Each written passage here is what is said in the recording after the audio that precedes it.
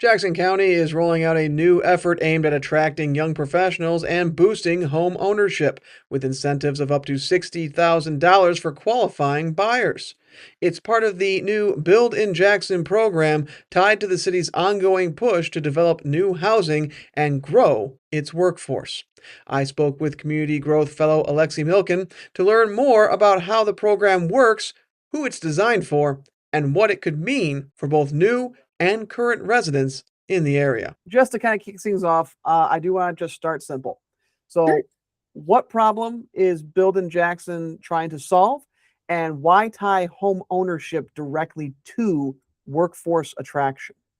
Yeah, absolutely. So one of the biggest issues that Jackson County is looking to solve is population challenges, right? So when we look at our population demographic like curve, it's this really weird U shape where you can just totally visibly see this hollowing out of the middle, and that represents the 18 to 35-year-old population. So largely working age people. And then you see that there's, a lot of folks who are aged, a lot of folks who are in the younger category. But when this happens, right, this middle age kind of hollows out, it can create a lot of challenges, workforce challenges, challenges with tax revenue and maintaining local infrastructure. And frankly, it's also sad. You have a lot of people who've talked about their children and grandchildren, nieces, nephews, teachers talk about their students having to move away for opportunity or, affordability reasons or college. And when those people leave, they're missed. We're projected to lose another 10% of our population by 2050. And that's something that we really wanted to tackle head on. So we've gone about this a few different ways. One of the big ones we just wrapped up was Drive Jackson. So that was a creation of a 20-year strategic vision plan where we talked to 1,300 residents and we asked everybody, what would need to happen for you to stay in Jackson County? And what would need to happen for you to convince people that you love, people you care about, to say Jackson is the best place for you? We got wonderful responses, and it really spans the gamut across all kinds of different priority areas. One of the big places, though, was homeownership. So Build in Jackson, 100 homes, those are all efforts to kind of tackle our population challenges in some creative ways and address what residents are saying. Excellent. Yeah, and I definitely can empathize with the homeownership aspect of this. For sure. It's actually what kind of drew me to the story. In particular, that headline number you guys have, that $40,000 to $60,000. That's pretty significant. It's massive. It's actually Yeah. I believe, most generous homeownership program in the Midwest. The reason we can't say the nation is because we looked at New York City and they do offer a significant incentive, though I would say our incentive goes further in the state of Michigan for affordability purposes. Yeah. But part of what we talked to, in the Drive Jackson plan is we try to ask people what makes you proud to be a Jackson resident. And something that a lot of people said is this was a place, Michigan and Jackson County, that kind of pioneered the middle class. This was a place where you could contribute to making a car and drive that car, a place where you could, contribute to, production of homes, work in construction and own a home. And that was something that was so distinct for its time, the fact that people could build a life here, a stable life, and raise a family in a time when it felt like you couldn't do that anywhere else. That's something that really excites people. It's a legacy that people are proud of. And it's one that I definitely identify with. Neither of my parents went to college. My dad worked for Schwann, so he was, moving goods, to different locations. He was the ice cream man. It was wonderful. And my mother's a local preschool teacher of, about a decade or so. And this was a place where they could own a home, raise a family, feel safe. They could enjoy, all kinds of outdoor amenities because we've got, these great parks and trails and, lakefronts. And that's something that I identify really strong with. And I think a lot of, especially young people do. I think we're all looking right for a place where we can build our lives in a time where these things feel impossible. So that's part of the reason why this program is so exciting is I think it's building on some of the needs that we're all really cognizant of, especially around homeownership and affordability. Absolutely. And so how is this funding structured? So what strings are attached for participants who want to join it? Yeah, absolutely. So, right, 40 to 60,000 in down payment assistance. It's building off of the 100 homes program in Jackson County. We've got about 40 homes, it looks like, still left for folks to go ahead and enjoy. So part of this is it's a program that builds off of City of Jackson's lots. So I think they said they have 400 or so lots. And these lots are all available, right? And we want to make sure that they're in productive use, that people can live on them, and et cetera. They're being used. So part of this program is to, incentivize new builds on those different properties. So, right, 40 to 60,000. How folks can apply for that is through the 100 Homes Program's website.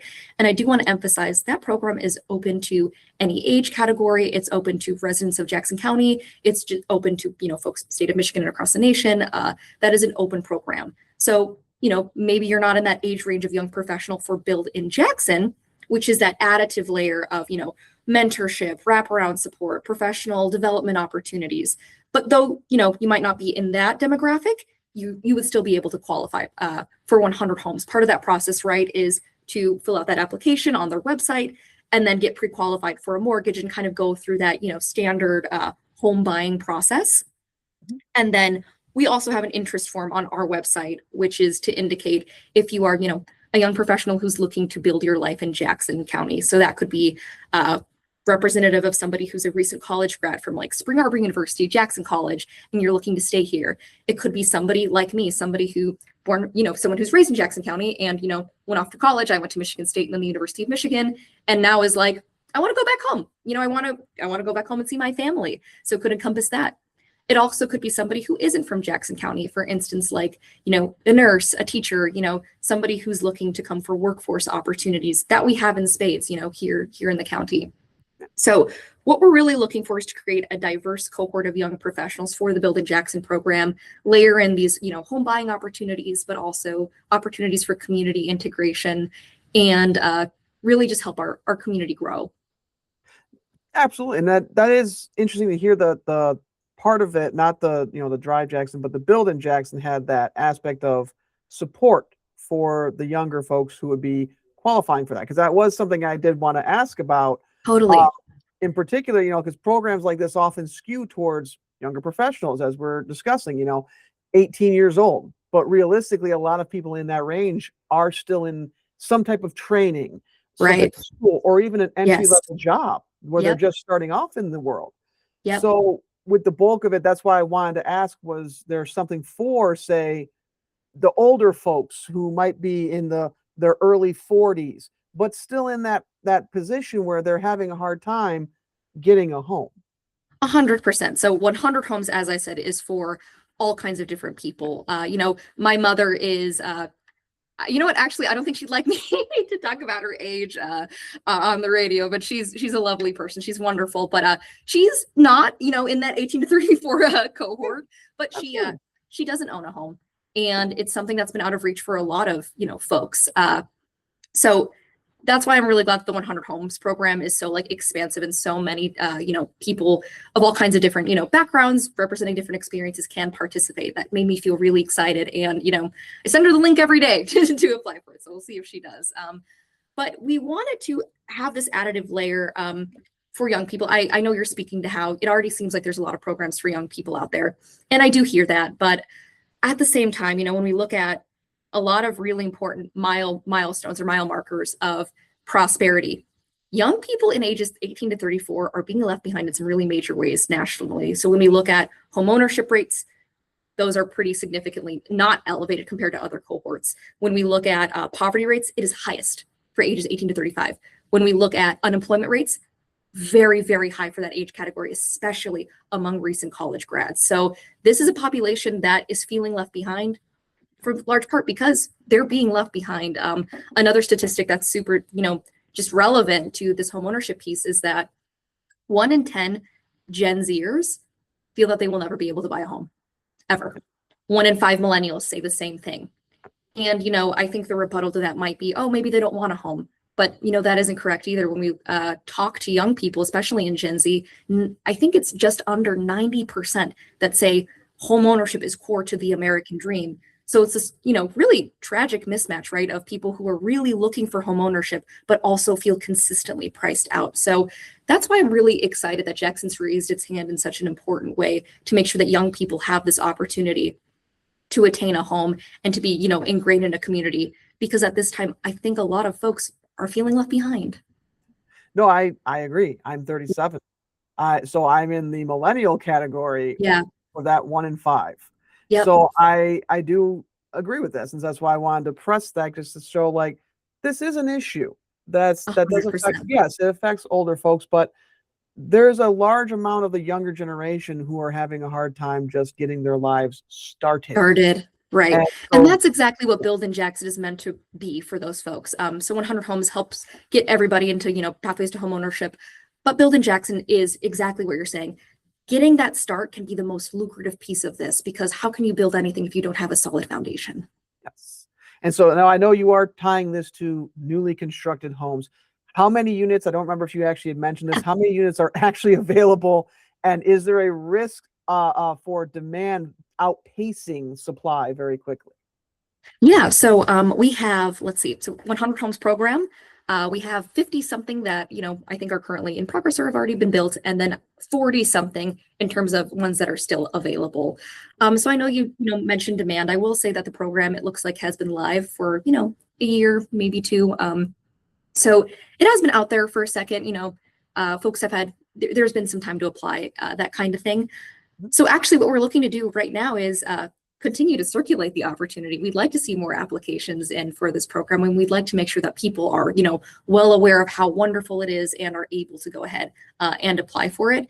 It's 100 it's 100, units, and for the Build in Jackson program, it's 10 slots.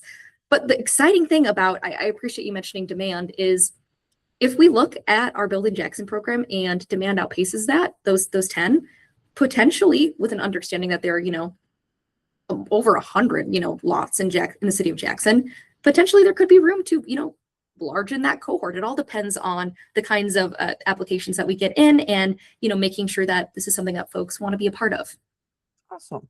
So I know we have the down payment assistance, but even Yeah. with down payment help, buyers still have to carry the mortgage.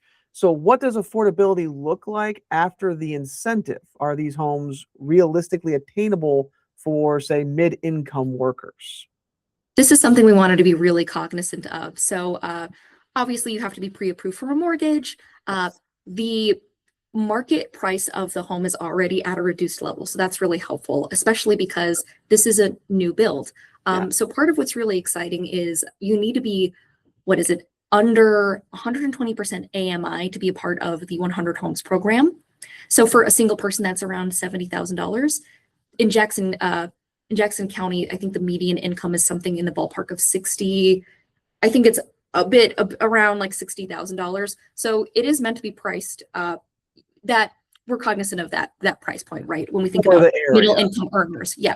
Yeah. So that is a wonderful piece of this. I think the other thing too is when it comes to home ownership and affordability, a lot of, as you're kind of referencing, these additional expenses can come after you've bought the house. So a lot of folks in Jackson County are in aged housing. And we know that with that comes, cracked foundations. It comes with, windows needing replacing, roofing, floor panels being replaced, Yep. The general maintenance of HVAC, absolutely general maintenance. Yep. I think that's part of what makes this program so exciting because it is for a new build, meaning a lot of those, routine maintenance, kind of necessities that might come with buying a home that's, been on the market for, a few years or decades. Yeah. Those aren't concerns because everything is, brand new, which is really helpful. So I think that from an affordability perspective, that also is really useful. Awesome. And so I know part of this is also attracting talent. And a lot of communities try to do this, but they often struggle to keep that talent in home. So what's in place to ensure that participants don't just leave, take the incentive and leave 100%. a few years later? Yep. Yeah. This is really helpful, Brian. So part of this is just the necessity of, buying the home. When you're in the home, the way that the mortgage is structured is 5 years. So that's already 5 years that somebody is going to be, a part of this community, and it must be tenant occupied. It isn't something that somebody can rent out. So that in itself is a massive driver of, that retention piece of things. But this also makes it really exciting when we think about how we built the Build in Jackson program, because so much of that is an emphasis upon folks being able to join membership organizations to get them integrated into community events and meeting other people in the community. Wraparound support is meant to be a part of the program too. So maybe that means, if folks have kids, making sure that they're, able to integrate them into the school system. If they're into parks and recreation, that's going to be a big part of this as well, right? We've got wonderful natural amenities, and those are highly rated. When we ask So my former role was actually with the state's population growth office. And in my role, part of what I did was speak to people across the state and the nation about what is the most important thing when you think about where you want to build your life. Yeah. Affordability, especially with housing, number one, every single time we asked it. So that already is a great sticking point for attention.